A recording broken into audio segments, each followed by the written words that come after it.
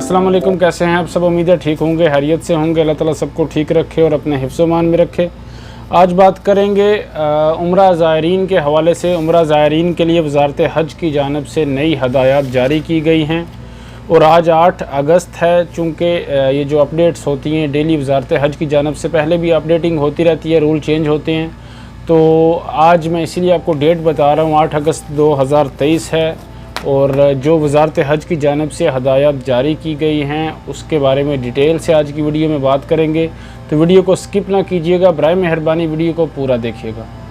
सबसे पहले तो वज़ारत हज और उम्रा की जानिब से एक बात को दोबारा रिपीट किया गया है। पहले भी अपडेट आई थी उम्रा के हवाले से, उसमें भी कहा गया था और अभी दोबारा इस बात को रिपीट किया गया है। वज़ारत का कहना है कि उम्रे के लिए मस्जिद अल हरम पहुँचने से पहले उम्रा का परमिट ज़रूर लिया जाए।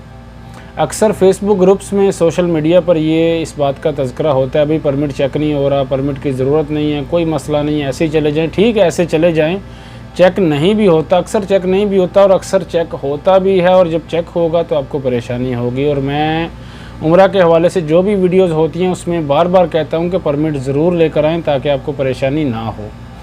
इसके अलावा वज़ारत का कहना था कि उम्रा का परमिट नुस्क ऐप से और इसके अलावा तवक्कलना ऐप से जारी कराया जा सकता है।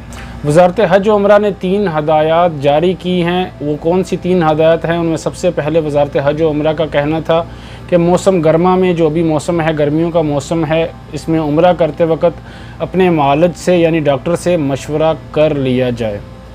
नंबर 2 पर वज़ारत का कहना था कि मौसम गर्मा में उम्रे के लिए मुनासिब वक्त का इंतखाब किया जाए। चूँकि गर्मी बहुत ज़्यादा है, गर्मी से बचा जाए।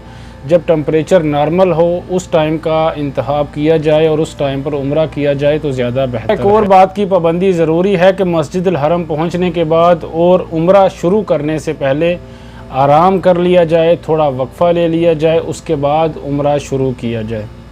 इससे कबल वज़ारत हज और उम्रा ने ज़ायरीन को इस बात की तलकीन की थी कि वो सिक्योरिटी अमले के साथ मुकम्मल तौर पर ताउन करें, हदायत की पाबंदी करें और उम्रा करते वक्त अच्छे अखलाक का मुज़ाहरा करें। ये हदायत की गई थी वज़ारत हज और उम्रा की जानिब से, इसकी पाबंदी करें, उम्रा का परमिट ज़रूर लें ताकि आपको परेशानी ना हो। और इसके अलावा बहुत से भाई आते हैं, बहुत सी फैमिली आती हैं, उनके पास सामान होता है, कपड़े होते हैं, तो वो हरम के अंदर एंटर होने से पहले बाहर वाशरूम्स जो होते हैं या फिर और जो जगह हैं वहाँ रख देते हैं और अंदर चले जाते हैं। वहाँ से सामान उठाकर फेंक दिया जाता है। अगर आपके जूते हैं, कपड़े हैं तो उनको फेंक दिया जाता है। सफाई का अमला हर थोड़ी देर बाद सफाई करता है। तो इससे बेहतर है अगर आप मार्केट में सामने शॉपिंग मॉल्स हैं, अगर आप किसी को जानते हैं या फिर आपने बाल कटवाने हैं, आपको सबसे बेहतरीन सोल्यूशन बताता हूँ और इसमें कोई मसला भी नहीं है। अगर आपने, जाहिर सी बात है, आपने उम्रा करने के बाद बाल कटवाने हैं तो आप सबसे पहले सालून पे जाएं। हरम के सामने सालून है, उनसे बोलें कि भाई हमने उम्रा करके आना है, बाल कटवाने हैं और ये हमारे पास छोटा सा बैग है, ये अपने पास रख लें, सेफ्टी भी रहेगी।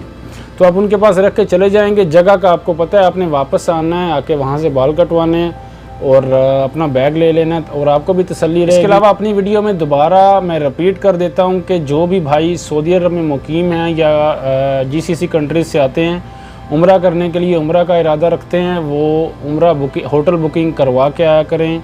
ऑनलाइन करवा लें, नुस्क ऐप से करवा लें या किसी के थ्रू करवा लें, होटल बुकिंग करवा के आएँ। यहाँ आकर आपको फौरी तौर पर एक्सपेंसिव भी होता है और बुकिंग करीब नहीं मिलती। अगर करीब मिल भी रही है, रश नहीं है, तो एक्सपेंसिव मिलेगी, महंगी मिलेगी। तो इससे बेहतर है आप पहले ही ऑनलाइन बुकिंग करवा लें।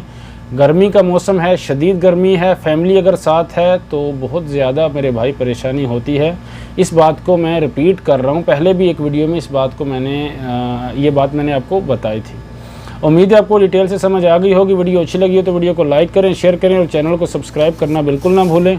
अल्लाह ताला सब भाइयों को अपने हिफ्ज़ो ईमान में रखे। अल्लाह ताला सब भाइयों और बहनों को अपने हिफ्ज़ो ईमान में रखे। अल्लाह हाफ़िज़।